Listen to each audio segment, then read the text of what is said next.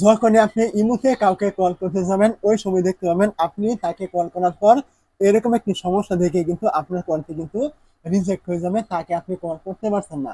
এরকম সমস্যা কিন্তু অনেকেরই কিন্তু হয়ে থাকে। তো আপনার এরকম সমস্যা হয়ে থাকলে আপনি কিভাবে এটা সমাধান করবেন? তো এটা সমাধান করার জন্য আপনি কি করবেন? প্রথমে চলে আসবেন আপনার যে ইমো অ্যাকাউন্টটি রয়েছে এইখানে। তো এখানে চলে আসার পর আমি প্রথমে বলি, এই যে সমস্যাটি হচ্ছে আমি আপনাকে একদম প্র্যাকটিক্যাল দেখিয়ে দিচ্ছি।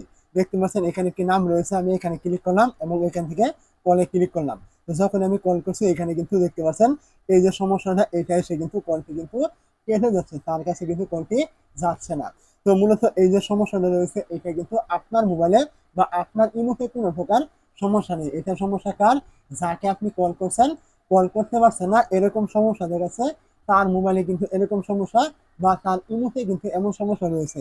এখন আপনি তাকে বলতে হবে যে তোমার মোবাইলে এমন সমস্যা রয়েছে, তুমি এখানে গিয়ে এই সেটিংটা অফ করে দাও বা এই সমস্যার সমাধানটি তুমি করো, তোমাকে আমি কল করতে পারছি না। তো আপনাকে কিন্তু তাকে এটা বলতে হবে, তবেই কিন্তু আপনি পরবর্তীতে তাকে কিন্তু কল করতে পারবেন। এখন কি সমস্যা রয়েছে, কি কারণে আপনি তাকে কল করতে পারছেন না, এটা আপনি তাকে কিভাবে দেখিয়ে দিবেন বা তাকে কিভাবে বলবেন?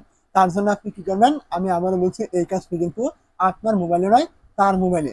তো এখন আপনার করণীয় হলো যে আপনি তাকে বলবেন তোমার মোবাইলে গিয়ে এই সেটিং গুলো তুমি বন্ধ করে দাও। মানে আমি এখন যে সেটিং গুলো দেখিয়ে দিব আপনাকে তাকে বলতে হবে যে তোমার মোবাইলে গিয়ে এই সেটিং গুলো বন্ধ করো, তাহলে আমি তোমাকে কল করতে পারবো। তোমার মোবাইলে আমি কল করতে পারছি না ইমোতে। তো এখন আপনি কি করবেন, তার মোবাইলটি হাতে নিতে পারেন এবং তাকে আপনি বলতে পারেন।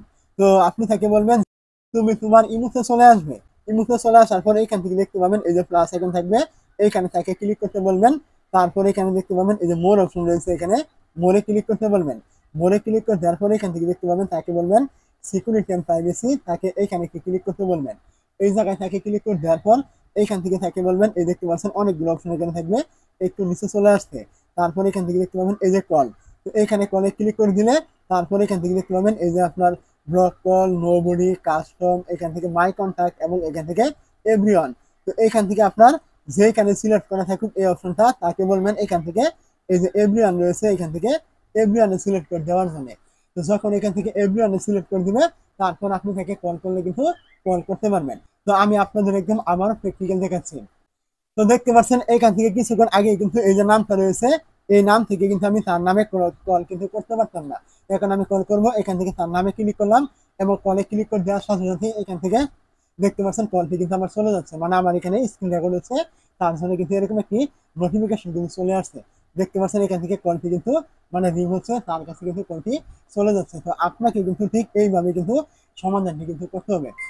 তো অবশ্যই যদি বুঝতে অসুবিধা হয় কমেন্ট করতে কিন্তু ভুলবেন না।